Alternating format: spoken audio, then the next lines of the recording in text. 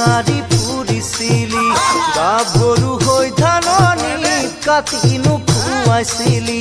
পকাকৈ চকলাতি সৰুতে ভাল পাইছিলি ডালিম গুটি বগৰী বিচাৰি ফুৰিছিলি গাভৰু হৈ ধাননিত কাটিনো খুৱাইছিলি পকাকৈ